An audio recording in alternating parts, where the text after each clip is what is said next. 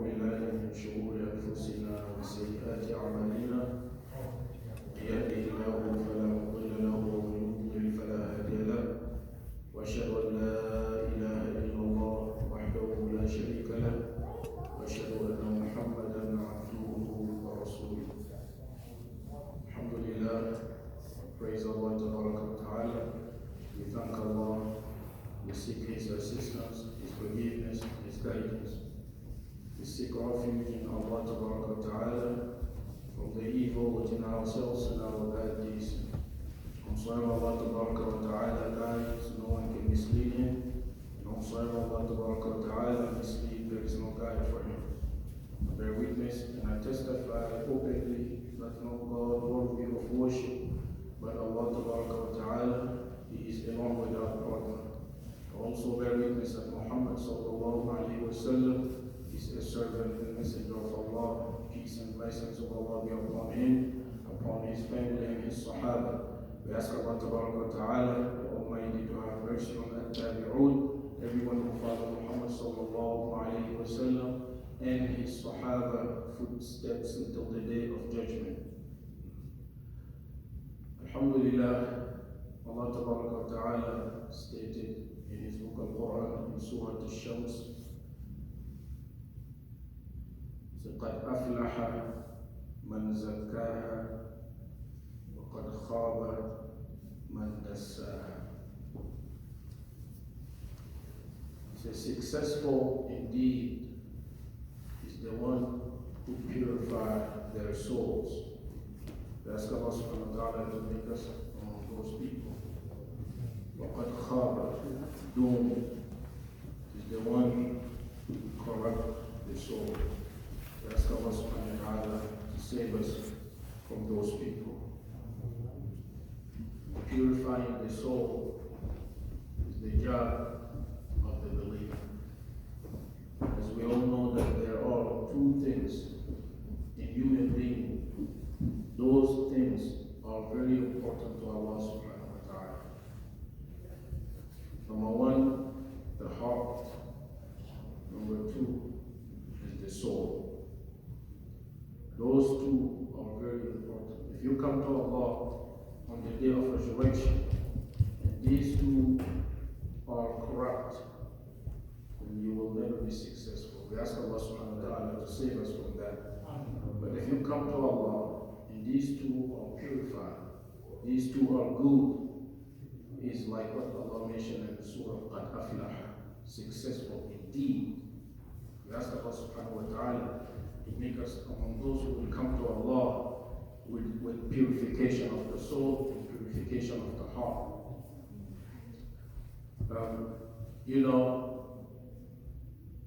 We work hard to purify and beautify so many other things. We work hard every single day to make sure that our dress looks good. We work hard to beautify ourselves, our homes, our cars, etc. But these two, Allah wants us to take some time to purify these two things, the heart and the soul. That's why some of the ulama mention that when you read a hadith and you read the verses of the Quran, you can see that it's like Allah is talking to each and every one of us by saying, عبدي طهرت منظر الخلق سنين أفلا طهرت منظري ساعة. Oh my servant, you have been taking so many years to purify other things that you want people to see in you. Could you take 1 hour to purify a place that I want to see in you? And that is the heart. Take 1 hour to purify a place that I want to see in you. And some of the ulama, they call the heart manzar Rabb. Manzar Rabb. They call the heart manzar Rabb. The place that your Lord want to see. In Arabic, when we put mim on the verb, it becomes a place. If we say sajada, if we put mim on the sajada, it becomes masjid. It's a place of sujood. Right? If we say darasa, or we say nazara, and we put mean, become manzar, place to look at. You know, majlis jalasa, and we put mean, become majlis, place to sit. So some of the ulama, they call the heart manzar Rabb, place that our Lord wants to see. Because the hadith of the Prophet Muhammad sallallahu alaihi wasallam was very clear that Allah doesn't look at the physical appearance. He look at your heart and your actions. We ask Allah subhanahu wa ta'ala to help us so that we can be able to purify our heart. Because in Surah Al-Shu'ara, Allah made it very clear, يَوْمَ لَا يَنْفَعُ مَالٌ وَلَا بَنُونَ, the day of resurrection, wealth or sons will not avail except those who come to Allah with clean heart. We ask Allah subhanahu wa ta'ala to clean our heart. The heart of human being is very, very important. You see, when Allah put human being together, He poured them with three things, three important things. When He put human being together. Number one is the physical body. Allah created the physical body from what? Turab, from dust, from mud. With His two hands, created this physical body with His two hands, from turab, from the dust, or from the mud. Number two is the soul, we call a ruh. A ruh, you know, the ayah of Surah Al-Isra, يَسْأَلُونَكَ عَنِ الرُّوحِ. They ask the Muhammad sallallahu alayhi wa sallam concerning about the soul. قُلِ الرُّوحِ. Tell them the soul is, you know, one of the things, the knowledge of Allah. No one knows anything about the soul except the creator of the soul. Number three is what we call the aql, the intellect. So now there is a dispute between whether the heart is the aql or the brain is the aql. But the aql is created from the light of Allah, from Nurullah. Allah gave human being this aql from His nur, from His light. And no one knows the limitation of this aql but the creator of this aql, Allah subhanahu wa ta'ala. You know, so Allah put human being. And this aql is to raise human being above the rest of the creation. You know, that's why the fuqaha mentioned that there are 5 things. We must protect those things. We must safeguard those things. Among them is the soul and the aql. You can't smoke or drink to mess up your aql, because these things belong to Allah. Allah give it to you as aman. The soul is amana. Allah put it in your hands. You can't just wake up one day and say, I'm tired, take your soul. You cannot do that, because the soul is not belong to you. You know, that's why, you know, when Allah subhanahu wa ta'ala put human being with all these 3 things, become bunyanullah, the building of Allah. Allah built this body. He accented in the best mold. So, and we must take care of these things. And the deen of Allah is seated upon these 3 things. The deen of Allah is seated upon these 3 things. It's seated upon the physical body, about the soul, about the ruh. That's why the ulama, when they say, when we are talking about Islam, Islam is like khitab al-shar'i lil-badan. It's like the Sharia is talking to our physical body. Because Islam is to pronounce the Shahada with your tongue. It's to pray with your physical body. It's to work and give the zakat. It's to go to Hajj. It's to fast. It's related to our physical body. Khitab al-shar'i lil-badan. And when we are talking about Iman, Iman is khitab al-shar'i lil-aql. Like the Sharia is talking to our intellect. Believe in Allah. Believe in His messages. Believe in His books. Believe in the day of resurrection. Right? This is the Iman. The 6 pillars of Iman.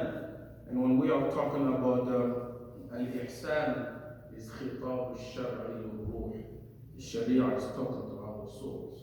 When you get to that level, you worship Allah as if you see If you cannot see Allah, you know that Allah sees you. And ta'bud Allah, as we all know the hadith of Jibreel alayhi salam, when he came to Prophet Muhammad sallallahu alayhi wa sallam in the form of Yahya, one of the Sahabi, right, in the form of Yahya, and he came from nowhere, no sign of traveling, nothing. And he began to ask Prophet Muhammad sallallahu alayhi wa sallam about these things. And at the end, Prophet Muhammad sallallahu alayhi wa sallam told the Sahaba, هذا جبريل, this is angel Jibreel. أتاكم, he came, يعلمكم أمر دينكم, to teach you something, from your religion. So we ask Allah subhanahu wa ta'ala to purify our heart. We ask Allah subhanahu wa ta'ala to purify our souls. And the heart, in order for us to purify our heart, is to stay away from shirk. Stay away from, those what we call dhunub. Because every time you commit a sin, it will mark on your heart, dark mark, right? Until your heart will cover with darkness. That's why Allah mentioned, بَلْ رَانَ عَلَىٰ قُلُوبِهِمْ. We ask Allah subhanahu wa ta'ala to save us from that. So in order for us to purify our heart, we have to move ourselves far away from dhulm, from shirk, and from any type of ill feelings. Any types of ill feelings, hatred, enviness, jealousy, so on and so forth. Because one of the Sahaba from the Ansar, Prophet Muhammad told, the rest of the Sahaba that he is one of the people of Jannah. يَطَّلِعُ الْآنَ عَلَيْكُمْ رَجُلٌ مِّنْ أَهْلِ الْجَنَّةِ. One of the people of Jannah will walk in right now. And that Ansari, the second time, the same person. The third time, coming after wudu, holding his shoes. Abdullah ibn Umar said, I will find out. Well, he went there and stayed, a couple of days. He did not find anything. At the end, the only thing that he found is the person, every time he sleeps and moves to the other side, he remembers Allah. He makes zikr. While he's sleeping, he turns to the other side, he remembers Allah. He makes zikr. Turn to the other side, make zikr. After a couple of days, Abdullah ibn Umar asked him, what are you doing? Because we heard Prophet Muhammad telling us that you are one of the people of Jannah. So I'm not doing anything except what you see. But every time I go, my heart is clean. So we ask Allah subhanahu wa ta'ala to clean our heart. We ask Allah subhanahu wa ta'ala. And the soul purifies through ibadah. Souls purified through ibadah. When we counsel them, get them close to Allah subhanahu wa ta'ala through actions of worship. Salawat, voluntary salah, voluntary sadaqat, voluntary siyam, that will help to purify our souls. And we ask Allah subhanahu wa ta'ala, the Almighty, to purify our hearts. We ask Allah subhanahu wa ta'ala, the Almighty, to purify our souls. And we ask Allah subhanahu wa ta'ala to give us good in this life, good in the hereafter. هذا وصلى الله على سيدنا محمد وعلى آله وصحبه وسلم. سبحانك اللهم وبحمدك أشهد أن لا إله إلا أنت أستغفرك وأتوب إليك. السلام عليكم ورحمة الله وبركاته. Shaykh Abdul Azeez, brothers and sisters, inshallah, tomorrow Imam Jawad is going to start his tafsir series. So we encourage all of you to not only come